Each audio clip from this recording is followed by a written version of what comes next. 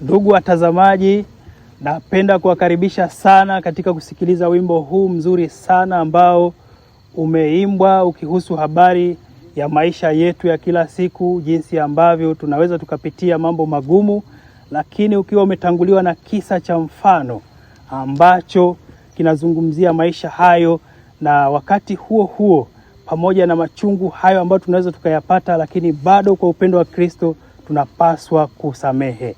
Karibuni sana muweze kusikiliza wimbo huu, mbarikiwe sana.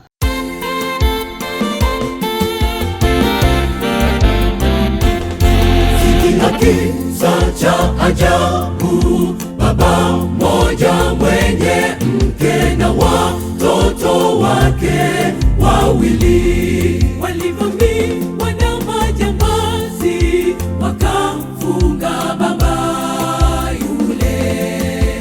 Mbele ya macho yake walimtenda mkewe jeuri, wakawaua watoto wake na mwisho wakamuua mkewe. Ni uchungu, uchungu, uchungu wa ajabu. Neema ya Yesu yashangaza. Siku zilipita, majambazi wale walikutana na neema ya Yesu, iliwabadilisha wakawa watu wema na wanyenyekevu.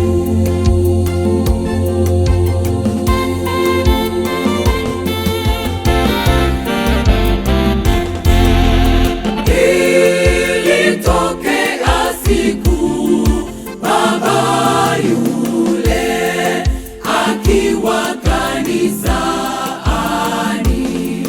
alishangaa kuona watu wale wakiingia wakiwa na bawabu.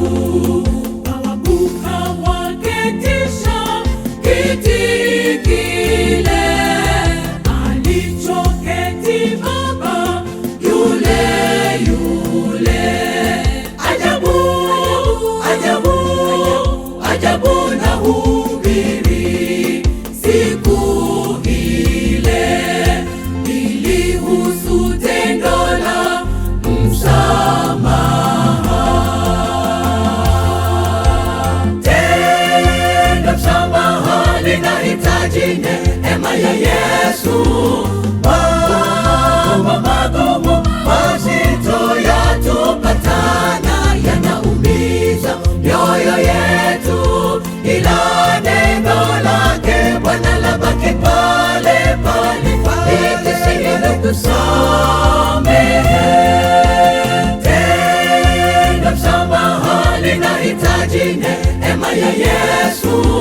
Mambo magumu mazito yatupatana, yanaumiza mioyo yetu, ila neno lake Bwana labaki pale pale, litusaidia kusamehe.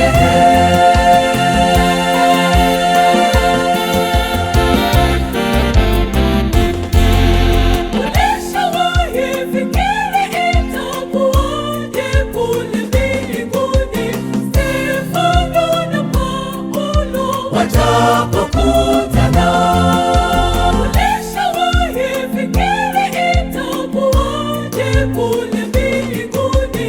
Naone na huria. Watapokutana, ulishawahi fikiri itakuwaje kule mbinguni?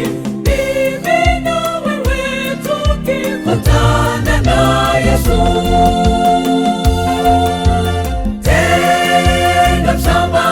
Linahitaji neema ya Yesu. Mambo magumu mazito yatupatana, yanaumiza mioyo yetu, ila neno lake Bwana labaki pale pale, litusaidia kusamehe.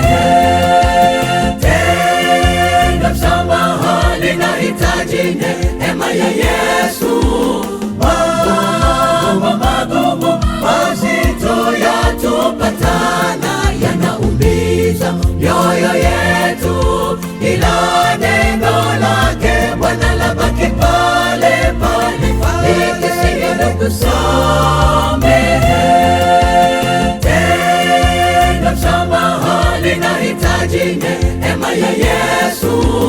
Mambo magumu mazito yatupatana, yanaumiza mioyo yetu, ila neno lake Bwana labaki pale pale, likisema tusamehe.